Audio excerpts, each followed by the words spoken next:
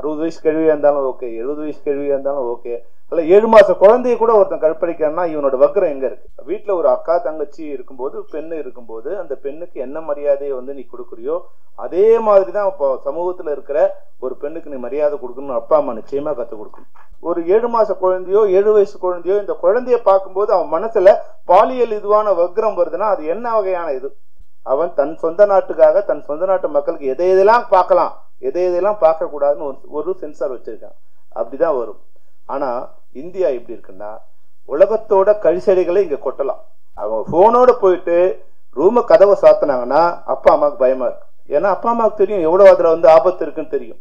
இந்த போகி திரைப்படத்தை இயக்கிய தயாரித்த விஜயசேகரனுக்கு பெப்சியோட சார்பில், இயக்குனர் சங்கத்தின் சார்பில் வாழ்த்து தெரிவிச்சுக்கிறேன்.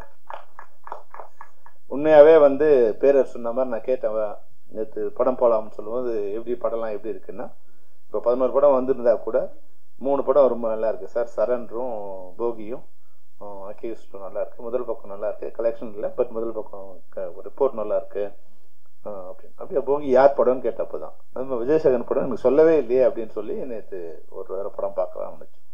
அப்போ படம் ரிலீஸ் ஆன பிறகு தியேட்டர் கலெக்ஷன்ல வந்து ஒருவேளை தப்பா இருந்தா சொல்லணும், பிச்சைமணி வந்து நான் எங்க நண்பர்கிட்ட கேட்டேன். அவர் சொன்னார் இந்த 3 படம் நல்லா இருக்கு சார், வந்து போகி வந்து கலெக்ஷன் நல்லா இருக்கு அப்படின்னு வந்து சொன்னாரு. அது எந்த அளவுல நீங்க தான் அதை சொல்லணும். நல்லா இருக்குன்னு சொல்றதே மிகப்பெரிய விஷயம். ஏன்னா விஜயசேகரன் வந்து ஏறக்குறைய 10-12 ஆண்டுகளுக்கு மேலாக பல ரணங்களை சந்திச்சவர். அவர் வந்து ரணம்னே படம் எடுத்தாரு, பல ரணங்களை சந்திச்சவர். அந்த எப்படியாவது வெற்றி பெறணும் வந்து ரொம்ப முயற்சி பண்ணிட்டே இருப்பார் பாவம். அந்த ரணத்துக்கெல்லாம் வந்து ஒரு மருந்தாக இந்த படம் அமைஞ்சிருக்குன்னு தான் நான் சொல்லணும். இந்த வெற்றிங்கிறது வந்து அவரோட 12 வருஷ உழைப்புக்கான ஒரு மருந்து தான். அந்த அவரோட காயங்களுக்கு, ரணத்துக்கு ஏற்பட்ட மருந்தாக தான் இந்த வெற்றியை அவர் கொண்டாடணும். உண்மையாவே வந்து அவர் எடுத்துக்கிட்ட விஷயம் மிக சிறிய விஷயம். ஆனா அது அழகா அதை வச்சு வியாபாரம் இல்லாம அதனோட வலியை, அதாவது 2 விஷயம் இருக்கு. ஒரு கற்பழிப்பை காமிக்கிறதுங்கிறது வந்து அந்த கற்பழிப்போட வலிய, வேதனைய, கொடூரத்தை காமிக்கிறது ஒரு டைப் ஆஃப் பிலிம்ஸ். கற்பழிப்புங்கிற பேர்ல இன்னொரு பாலியல் வன்கொடுமை செய்யறது இன்னொரு டைப். அதை எக்ஸ்ப்ளாய்ட் பண்றது. அப்படி இல்லாம இந்த படம் வந்து அந்த விஷயத்தோட உணர்ச்சிய, அந்த வன்கொடுமைய, அதனோட வக்ரத்தை, அதனோட வேதனைய மக்களுக்கு வந்து உணர்த்துது. அதுதான் இந்த படத்தோட மிகப்பெரிய வெற்றி. சின்ன கண்டென்ட்டா இருந்தா கூட, இப்ப பேர சொல்லும்போது சொன்னாரு, முன்னெல்லாம் வந்து அழகான பெண்களை கற்பழிக்கிறதுங்கிறது தான் இது. அதாவது வந்து நம்ம வந்து பிலிம்ல எடுக்கும் போதே ஒரு கற்பழி காட்சி இருக்குன்னா எப்படி பார்ப்பாங்கன்னா, ஒரு அழகான பெண் இருந்தா கற்பழிக்கும். ஆனா இப்போ சொசைட்டில எப்படி இருக்குன்னா, பெண்ணு கூட தேவையில்லை, 60 வயசு கழுவியா இருந்தாலும் ஓகே, 70 வயசு கழுவியா இருந்தாலும் ஓகே. அல்ல 7 மாச குழந்தைய கூட ஒருத்தன் கற்பழிக்கிறான்னா இவனோட வக்ரம் எங்க இருக்கு? அப்போ ஆடை இது மாதிரி இருக்கிறதால தான் அவங்க கற்பழிக்கிறாங்க. அப்புறம் ஆடை இல்லாதவங்க கற்பழிக்கிறாங்களே. மொத்தமா மூடி வச்சிருக்க, மொத்தமா மூடி ஒரு 75 ஒரு பெண்மணி கிட்ட என்ன அழகு இருக்கும்? அது வயசானங்கிறவங்க தவிர ஒரு பெண்ணுக்கு வந்து ஒரு கொம்புக்கு புடவை கட்டினா கூட அது போய் கற்பழிப்பாங்கிற வக்ரத்தான் வந்து சொசைட்டில வந்து அதிகமாயிட்டா அந்த சொசைட்டியை 2 வகையில கண்ட்ரோல் பண்ணும். ஈவன் பெற்றோர்கள் கூட அந்த சொசைட்டியை கண்ட்ரோல் பண்ணும். தன் மகனுக்கு ஒரு பெண்ணுன்னா என்ன, வீட்டுல ஒரு அக்கா தங்கச்சி இருக்கும்போது, பெண்ணு இருக்கும்போது அந்த பெண்ணுக்கு என்ன மரியாதையை வந்து நீ கொடுக்குறியோ அதே மாதிரிதான் இப்போ சமூகத்துல இருக்கிற ஒரு பெண்ணுக்கு நீ மரியாதை கொடுக்கணும்னு அப்பா அம்மா நிச்சயமா கத்துக் கொடுக்கணும். இது முக்கியமான விஷயம். ஏன்னா வெளியே போற ஒரு பொண்ணு யாரோட ஒரு பெற்றோரோட குழந்தை தானேவா, யாரோ ஒருத்தனோட தங்கச்சி தானே. அப்போ எல்லாரையும் தங்கச்சியா பாருங்க நான் சொல்லல, தங்கச்சி மாதிரி அரவணைப்பு பண்ணிக்க, தங்கச்சி மாதிரி பார்த்து சொல்லல, பார்க்கலாம். ஆனா இந்த ஒரு லெவல் தாண்டி வந்து இது போல வன்கொடுமை எப்படி பண்றது? ஒரு 70 வயசு பெண்மணி கிட்ட எப்படி ஒருத்தன் வந்து ஒரு கற்பழிப்பை எப்படி பண்றான்? ஒரு 7 மாச குழந்தையோ 7 வயசு குழந்தையோ இந்த குழந்தைய பார்க்கும்போது அவன் மனசுல பாலியல் இதுவான வக்ரம் வருதுன்னா அது என்ன வகையான இது? இதை வந்து இந்த சொசைட்டில இருந்து களைவதற்கான அனைத்து முயற்சிகளையும் எல்லாரும் எடுக்கணும். ஒருத்தருமே சினிமாவால கெட்டு போச்சு அப்படின்லாம் இது சொல்லக்கூடாது. சினிமா, ஊடகம், அரசு அனைவரும் இணைந்தாதான் இந்த இது வந்து சரி பண்ண முடியும். இப்போ இது மாதிரி காட்சிகளை ஒருத்தர் எடுக்கிறான், அவங்ககிட்ட வக்ரம் இருக்கு. ஒருத்தன் பாக்குறான், இல்ல 100 பேர் பாக்குறான், அவங்ககிட்ட வக்ரம் இருக்கு. அப்ப எடுக்கிறவனுக்கும் பாக்குறவனுக்கும் யாருங்க மீடியேட் போடுறான்? எடுக்கிறத இப்ப ஒருத்தன் எப்படி பாக்குறான்? நல்லா யோசிச்சு பாருங்க. ஒருத்தர் எடுக்கிறான், ஒரு 100 பேர் 1000 பேர் பாக்குறான். இதுக்கு யார் இது காரணமா இருக்கான்னு நல்லா யோசிச்சு பாருங்க. BSNL இதன் மூலம்தான் அனைத்து இன்டர்நெட்டும் இதன் மூலமா தான் வரும். அப்ப இதனோட உரிமையாளர் யாரு? இதனோட உரிமையாளர் மத்திய அரசு. அப்போ இது மாதிரி போர்னோகிராஃபி மெட்டீரியல்ஸ் இது வருதுன்னா அதை தடை செய்ய வேண்டிய இடத்துல மத்திய அரசு இருக்கு. இப்ப நீங்க வந்து சைனாவுக்கு போயிட்டு நீங்க போர்னோ அப்படின்னு போட்டீங்கன்னா கட் ஆயிடும். அப்ப அந்த அரசு அந்த வார்த்தையே வந்து டெலீட் பண்றாங்க. டாப்லெஸ்ஸா ஒரு போட்டோ வந்து அது வந்து டெலீட் பண்ணணும். கூகுளோ இல்ல மத்த இதுவோ அங்க ஒர்க் ஆகாது. அவன் தன் சொந்த நாட்டுக்காக தன் சொந்த நாட்டு மக்களுக்கு எதை எதெல்லாம் பார்க்கலாம் எதை எதெல்லாம் பார்க்க கூடாதுன்னு ஒரு சென்சார் வச்சிருக்கான். அப்படிதான் வரும்.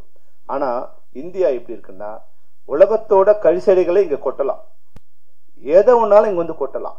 அப்ப அது ஓப்பனா இருக்கு. அதை முதல்ல சரி இது பண்ணும். இப்ப மனசுல வந்து இங்க கீழே வந்து நெருப்பு எரிஞ்சிட்டே இருந்தா மேல இருக்கிற தண்ணி கொதிச்சுட்டே இருக்கும். அப்ப வக்கரத்துக்கான எல்லா விஷயங்களையும் இந்த சமூகத்துக்கு நீங்க கொடுத்துட்டே இருந்தீங்கன்னா வாயால சொல்ல கூச மாதிரியான விஷயங்கள் வந்து பப்ளிக்கா இருக்கு. இந்த போன்ல இப்ப எடுத்து உங்களுக்கு காமிக்கிறேன். நான் இதை பார்க்கக்கூடிய இதுவும் கொடுத்துட்டு கெட்டதையும் கொடுத்துட்டு நீ பார்க்காதன்னா எப்படி இது சாத்தியம்? அப்ப எங்களுக்கு மட்டும்தான் வந்து பொறுப்பு இருக்கா? அரசுக்கு பொறுப்பு இல்லையா? இதை கொடுக்குறவங்களுக்கு பொறுப்பு இல்லையா? அது நிச்சயமா இருக்கு. அந்த கொதிநிலையை கண்ட்ரோல் பண்ண வேண்டியது அரசோட வேலை. நான் வந்து சினிமாலாம் யோக்கியம், நீங்க அரசு மேல குறை சொல்லிட்டு எஸ்கேப் ஆகிறோம் நீங்க நினைச்ச கூடாது. சினிமாவிலும் அது போன்ற காட்சிகளை தவிர்க்கணும். ஒரு காட்சியை வந்து ஒரு சந்தோஷத்தை ஒரு அழகுணர்ச்சியை காமிக்கிற மாதிரி தான் திரைப்படங்கள் அமையணுமே தவிர ஒரு வல்கரையோ ஒரு பாலியலை வந்து ஆமோதிக்கிற மாதிரியோ இல்ல அதை வந்து வரவேற்கிற மாதிரியான காட்சிகள் இருக்கக்கூடாதுங்கிறது எந்த கருத்து வேறுபாடும் இல்லை. வியாபாரத்துக்காக எந்த மாதிரியான விஷயங்கள் பண்ணலாங்கிறது நான் சொல்லவே இல்லை. திரைப்படத்துறையிலும் ஒரு தணிக்கை வேணும், சுய தணிக்கை வேணும். முதல்ல தணிக்கைங்கிறது வேற விஷயம், சுய தணிக்கை வேணும். எது மாதிரியான விஷயங்களை சொல்லலாம் அப்படிங்கிற விஷயம். நீ போய் 70 வயசு ஒரு பெண்மணிய கற்பழிச்சு சரின்னு ஒருத்தர் சொல்ல முடியுமா? அது மாதிரி காட்சிகள் வருதா படத்துங்கள? அது மாதிரி நிச்சயமா வந்திருக்காது.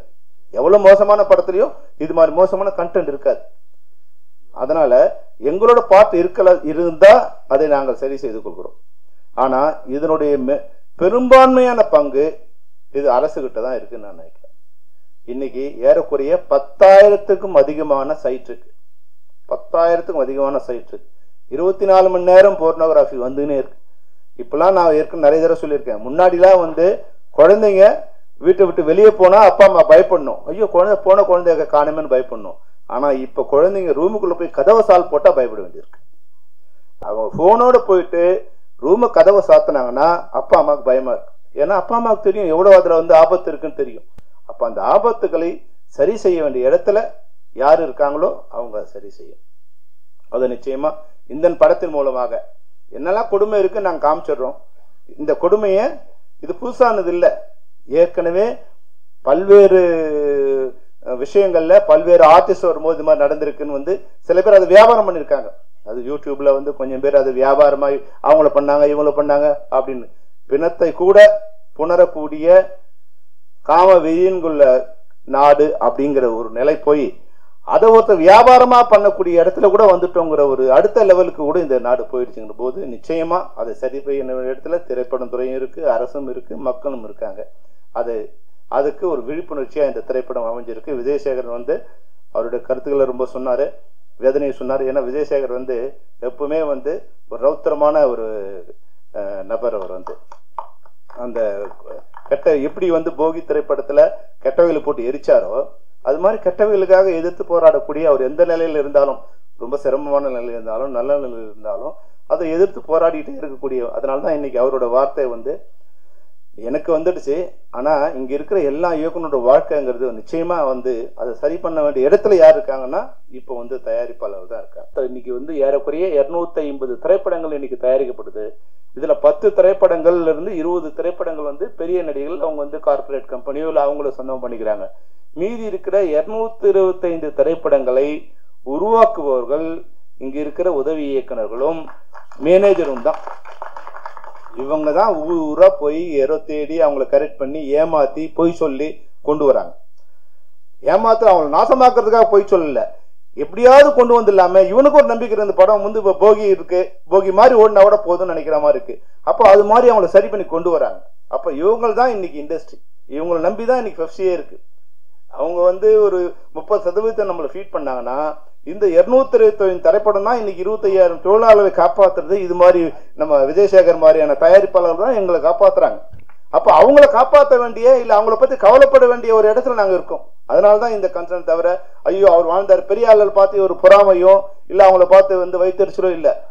கீழே இருக்கிறவங்களுக்கு நல்ல படம் எடுத்தா கூட அவங்களால காப்பாற்ற பண்ண முடியலையே அப்படிங்கிற ஒரு வேதனையில எங்களுடைய கூக்குரலாகவும் எங்களுடைய புலம்பலாகவும் எங்களுடைய வேதனையாகவும் நாங்கள் சொல்லவே சொல்ல விரும்பணும். பத்திரிகையாளர்களுக்கு சம்பந்தப்பட்டவங்க தயாரிப்பாளர்களோ அரசோ இல்ல சம்பந்தப்பட்ட வேற யாரோ அவங்க எல்லாம் இருந்து அதை சரி பண்ண வேண்டியது இந்த போகி திரைப்படத்தின் மூலம் நான் சொல்ல விரும்புறேன்.